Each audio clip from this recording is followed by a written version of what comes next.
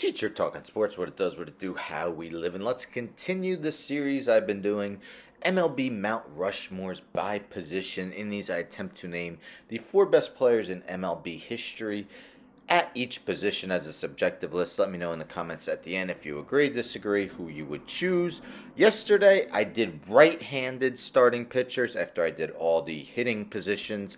Today, we're going to take a look at the southpaws. So in these, I named the four players in alphabetical order by last name. They are not ranked.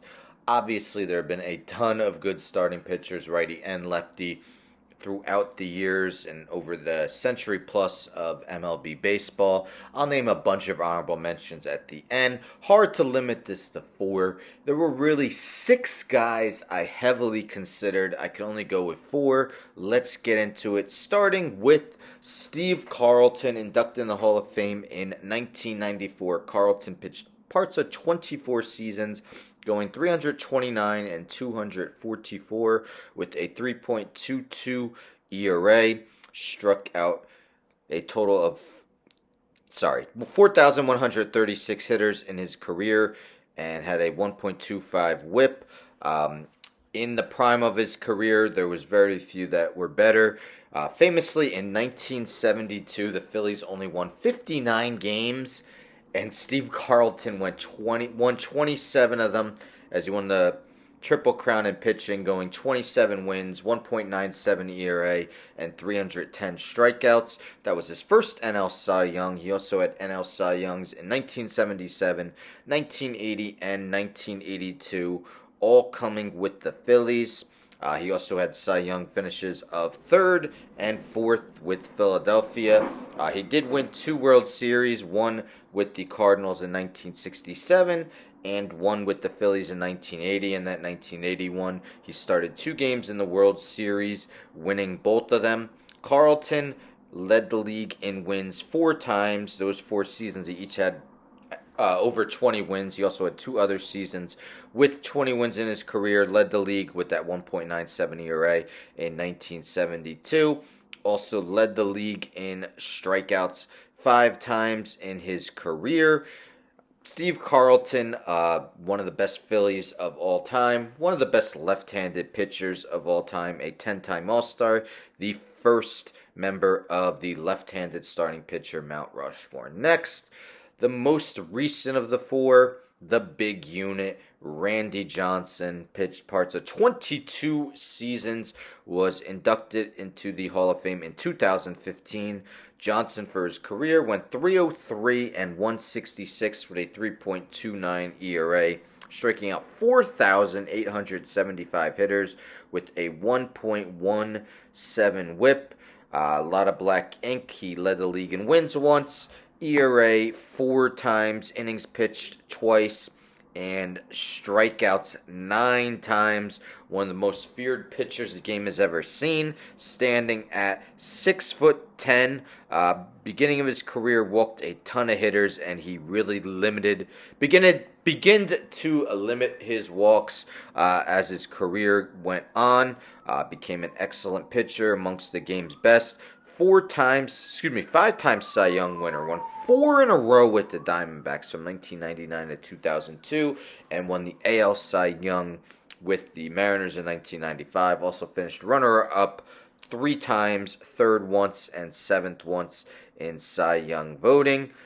He was the 2001 World Series MVP. In that World Series, he started 2 games, pitched a relief in one, went 3-0 with a 1.04 ERA as the Diamondbacks beat the Yankees in 7 games. Johnson had 3 seasons where he won at least 20 games and had 6 seasons where he struck out at least 300 batters. The big unit, the second member of the left-handed pitcher, Mount Rushmore. Next, let's go with the pitcher who pitched the shortest amount of time, but how dominant he was. That is Sandy Koufax, inducted to the Hall of Fame in 1972. In parts of 12 seasons, Koufax went 165 and 87 with a 2.76 ERA, 2,396 strikeouts, and a 1.11 whip. His last 4 seasons in the big leagues were historic. From 1963 to 66, Koufax went 97 and 27 with a 1.86 ERA, 1,228 strikeouts, and a 0.91 WHIP. He had NL Cy Young finishes of first, third, first, and first in those 4 seasons. Won the 1963 NL MVP and also finished as the runner-up for MVP in each of his two final seasons. 1962, he also led the NL in ERA. So his 5 last seasons in the big leagues, he led the National League in ERA. He was a member of 4 World Series winning teams with the Dodgers, twice winning the MVP. In 1963, went 2-0 with a 1.5 ERA in 2 starts. In 1965, against the Twins, he went 2-1 with a 0.38 ERA. Altogether, in 57 career postseason innings, he had a 0.95 ERA. Sandy Koufax's career numbers, of course, would look a lot better if he didn't end his career at the young age of not even 31. His last game pitched was at 30 years and 276 days. But despite that somewhat brief career, I had to include Sandy Koufax. And last, let's go with Warren Spahn. Spahn was inducted to the Hall of Fame in 1973. Pitched parts of 21 seasons, going 363 and 245 with a 3.09 ERA, striking out 2,583 hitters with a 1.19 WHIP. Spahn was named the 1957 NL Cy Young winner. Finished as the runner-up 3 times and third once. If Cy Youngs were handed out earlier in his career, he might have had an opportunity for some more. Amazingly, Spahn led the league in wins 8 times in each of those seasons. He had over 20 wins, and he had an additional 4 seasons where he had at least 20 wins. 3 times he led the NL in ERA, 4 times in innings pitched, 4 times in strikeouts, and 4 times in whips. Excellent pitcher for such a long period of time. He was a member of the 1957 Braves team that won the World Series. Warren Spahn, kind of one of the forgotten excellent pitchers of the game, but don't get it twisted. He was one of the best, especially as a left-hander. 17-time All-Star, 4th member of the left-handed starters Mount Rushmore. So again, in alphabetical order, we got Steve Carlton, Randy Johnson, Sandy Koufax, and Warren Spahn. The 2 hardest guys to leave off, and 2 I heavily considered active pitcher, Clayton Kershaw. Still going. I think he's 33, 34 years old, somewhere around there.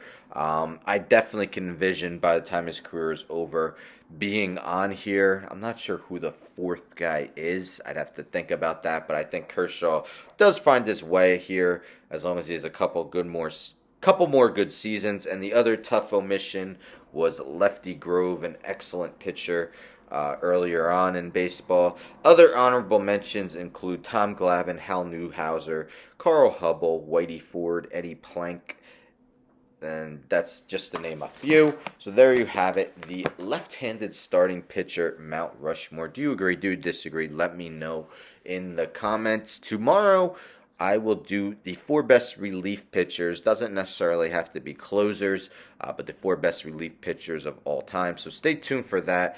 And the next day, so Thanksgiving, I'll probably do managers. That's a tough one. I really got to research that. But anyhow, don't forget to subscribe. Tell a friend to tell a friend to tell a friend to subscribe. Like the video, share the video, hit the bell for notifications. I'm out.